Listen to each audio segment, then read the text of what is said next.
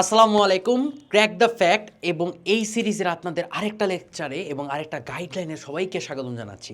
আজকে যারা ক্লাস 8 আছেন তাদের সায়েন্সের চ্যাপ্টার ওয়াইজ টপিকের একটা ইম্পর্টেন্ট কনসেপ্ট নিয়ে আলোচনা করব। সেটা হচ্ছে যে যারা সায়েন্সে আছেন তারা অলমোস্ট চ্যাপ্টার 1 নিয়ে অনেক বেশি প্যারা খান, অর্থাৎ প্রাণী জগতের শ্রেণীবিন্যাস। এবং আপনারা অনেকেই ভাবেন যে এইটা ভাইয়া কীভাবে পড়া উচিত, কোন টপিকটা কতটুকু ইম্পর্টেন্ট, এগুলো যদি একটুখানি ব্যাখ্যা করে দেওয়া যায়, টু বি অনেস্ট আমাদের পড়তে এবং ফোকাস দিতে অনেক বেশি ইজি হবে। এবং এইটা যেমন আপনাদের হাফ ইয়ারলি তো চলে গেছে, অনেক সময় ফাইনালেও থাকে রিভিশন আকারে, বাট আপনাদের অনেকে যারা এসএসপি, ঠিক আছে, যারা বৃত্তি পরীক্ষা দিচ্ছেন, যারা বৃত্তি পরীক্ষায় অ্যাপ্রোচ করবেন, টু বি অনেস্ট বৃত্তি পরীক্ষায় কিন্তু গত বছরও এখান থেকে অনেক ভালো ভালো কোশ্চেন ছিল। সো যারা হচ্ছে এই বৃত্তি নিয়ে সব থেকে এখন বেশি মাথা কামাচ্ছেন তাদের জন্য এইটা অনেক অনেক অনেক বেশি ইম্পর্টেন্ট। এবার দেখেন, প্রথমে আমি আপনাদের লিখছি নামকরণ। এখানে অ্যাকচুয়ালি আমাদের দুইটা পার্ট ইম্পর্টেন্ট। আপনাদের এখানে দুইটা ছক আছে বা দুইটা শ্রেণীবিন্যাস আছে, দুইটা শ্রেণী বিন্যাস আছে।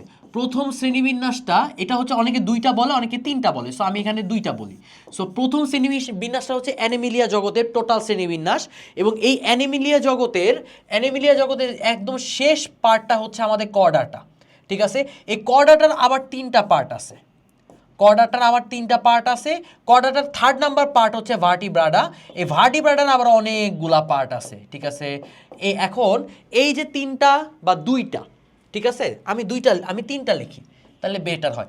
এই যে তিনটা শ্রেণীবিন্যাস, টোটাল চ্যাপ্টার, টোটাল কোশ্চেন আমার এই তিনটা শ্রেণীবিন্যাসের উপর থেকে হবে। এখন কথা হচ্ছে এই তিনটা শ্রেণীবিন্যাসে তো প্রত্যেকটা পার্টে অনেক কিছু কনসেপ্ট আছে, কি কি নোট ডাউন করব। দেখো, প্রথমে আপনার যে কোনো একটা শ্রেণীবিন্যাস, ধরেন আপনি ভার্টিব্রাটা ধরলেন, ধরেন আপনি কর্ডাটা ধরলেন, এই কর্ডাটা আসলে কোন নাম থেকে আসছে, কিভাবে আসছে, এই যে নামকরণ, এই নামকরণটা শুধুমাত্র অবজেক্টিভ আর কয়ের জন্য ইম্পর্টেন্ট, আর কোথাও ইম্পর্টেন্ট না। খ গ ঘ গ এগুলো দিবে না। সো আপনার দায়িত্ব হচ্ছে এই নামকরণটা শুধুমাত্র অবজেক্টিভ এবং কয়ের জন্য পড়তে হবে। ঠিক আছে, তারপরে স্বভাব এবং বাসস্থান আপনাদের বইতে, এই স্বভাব বাসস্থান আপনার বড় মার্কের কোশ্চেনের জন্য আসবে। টু বি অনেস্ট বড় মার্কের কোশ্চেনের জন্য আসবে এই স্বভাব বা বাসস্থান।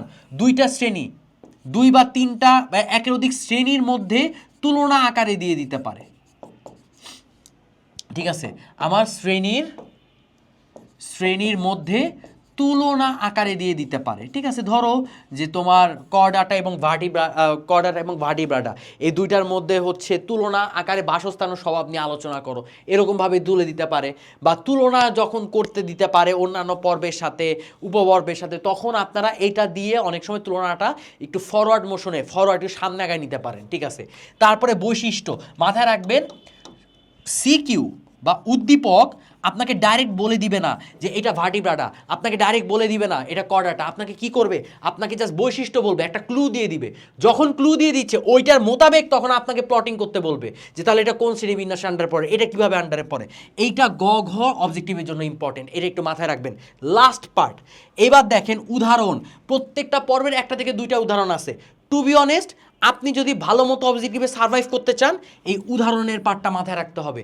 এখন কিভাবে লিখছে দেখেন, লাস্টে আমি লিখছি সৃজনশীলে যদি চিত্র আঁকতে পারেন তাহলে আপনি আনবিটেবল। অর্থাৎ এই যে এই গ ঘে জাস্ট ওই পর্বের একটা চিত্র এঁকে দেন। এমন চিত্র না যে একদম আপনাকে ছেপে চিত্র আঁকতে হবে, একদম ওই যে এভাবে দাগ দিয়ে একটু শ্যাডো এঁকে দিতে হবে, এরকম না। আপনাকে জাস্ট নর্মাল একটা শেপ এঁকে দিয়ে বুঝাই দিবেন। ঠিক আছে, লাস্টে লিখে দিবেন। আপনার যদি মনে হয় যে আমি মাঝে মাঝে সাইকেল আঁকি না, এই যে এরকম সাইকেল দেখে মনে হয় সাইকেল না কি আঁকছে, আমি নিজে লেখা দিই সাইকেল, যাতে কেউ বুঝতে পারে যে না আঁকছে গাধা কিন্তু মিন করতেছে সাইকেল। এরকমভাবে অ্যাপ্রোচ করবেন, সমস্যা নাই, জাস্ট এইটা। সো এই পার্টগুলো যদি ভালো মতো এই চ্যাপ্টারে কমপ্লিট করতে পারেন তাহলে দেখবেন আপনি বৃত্তি পরীক্ষায় সবার থেকে মাস্ট আগায় রয়েছেন। আর এরপরও যদি আপনাদের স্পেশাল সাহায্য লাগে, টু বি অনেস্ট আপনারা এখানে চাইলে আমাদের এই এসএসপি 2.0 এই কোর্স আছে, এই কোর্সের ডেমো ক্লাসগুলো চাইলে দেখতে পারেন। এই ডেমো ক্লাসে এই ক্লাসগুলো আমাদের মাহি ভাইয়া নিছে, মাহি ভাইয়া নিজেও হাতে আঁকায় আঁকছে, হাতে এঁকে সব কিছু বুঝাইছে। সো ওখান থেকেও আপনি বুঝতে পারবেন যে কীভাবে হাতে এঁকে পরীক্ষার খাতায় ব্যাখ্যা করতে হয়। ঠিক আছে, সো চাইলে এটাও অ্যাপ্রোচ করতে পারেন, অথবা চাইলে আপনি এখানে তো বলেই দিছি সব কিছু, নিজে প্র্যাকটিস করতে পারেন। সো আজকে এতটুকুই, দেখা হচ্ছে নেক্সট পাতে। ততদিন সবাই সুস্থ থাকেন, সবাইকে টাটা, আসসালামু আলাইকুম।